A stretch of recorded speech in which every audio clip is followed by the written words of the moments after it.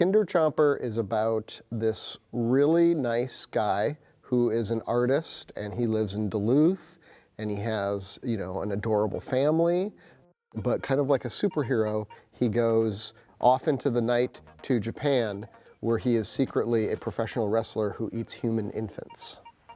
So I like the dichotomy of him.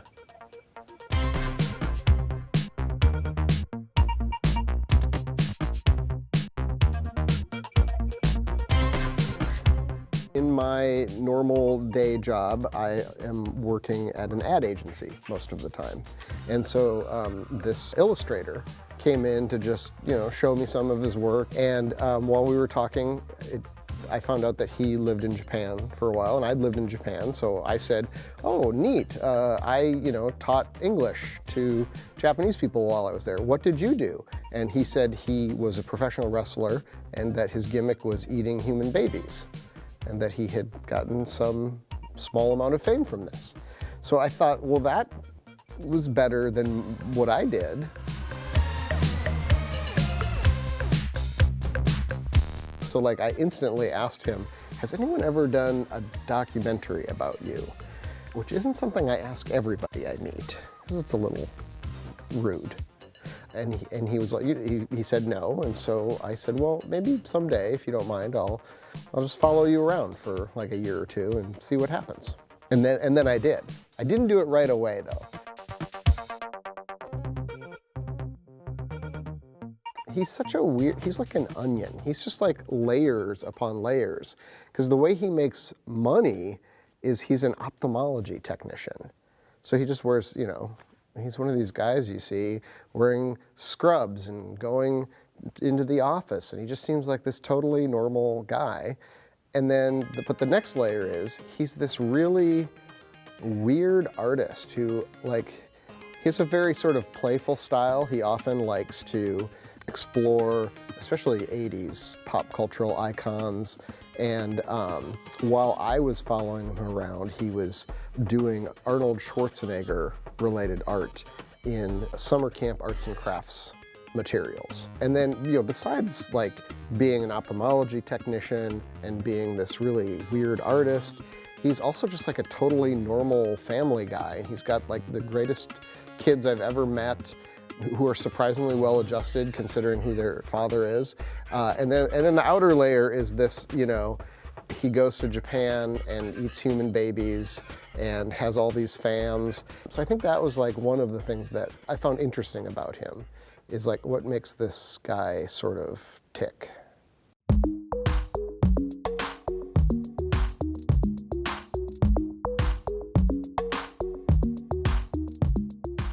So today I brought some examples of Joe Klander's artwork.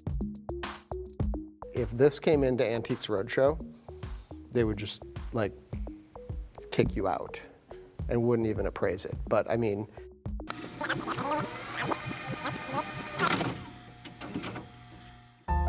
Antiques Roadshow's expert appraisers are somehow all on vacation. In their absence, Postcards took over and made a show in Granite Falls, Minnesota.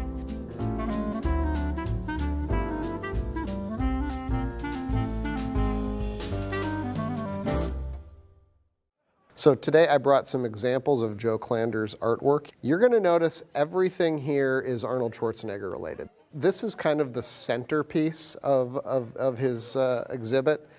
It is the Terminator robot, made out of mostly soup cans.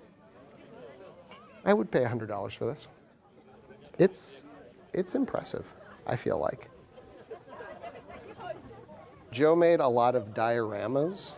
I think this one is from Commando, but I only saw Commando once many years ago, so I'm not super familiar with Commando. It's one of his favorite movies. He had like 3 different dioramas, I think, or maybe it was paper plate tambourines. I'm very familiar with Mr. Freeze from Batman and Robin, because it is one of our American treasures. That, of course, is Mr. Freeze on Blue Boy. This is really just a thrift store painting, so $3.50.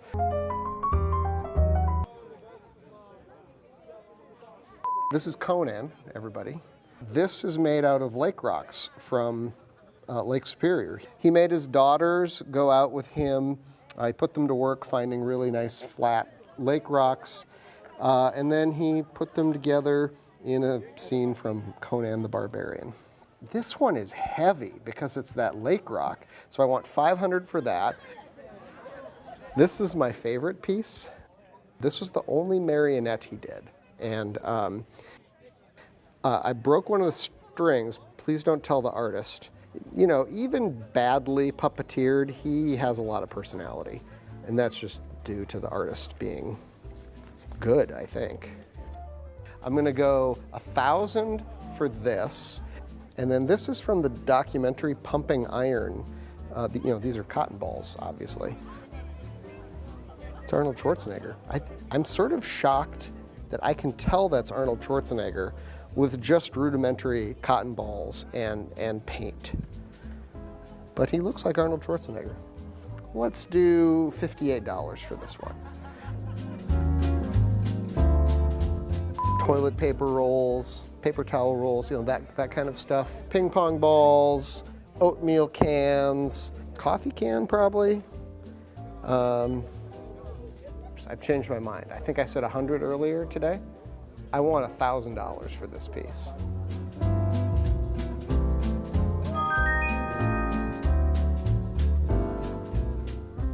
I'm not Mark Wahlberg. Thanks for watching.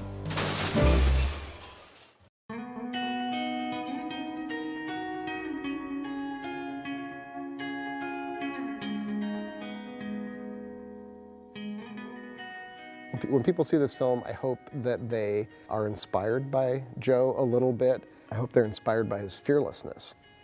If he has an idea for an art project or for like a wrestling gimmick or even like a song, he doesn't let the fact that he might not be very good at that stop him.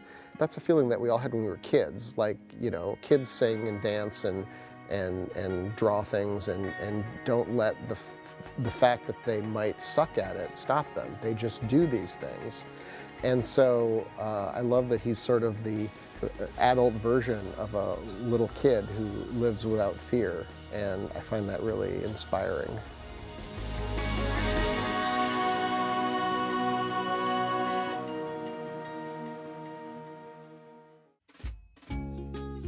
Visit pioneer.org/postcards to catch up on missed episodes and to find out more about your favorite segments.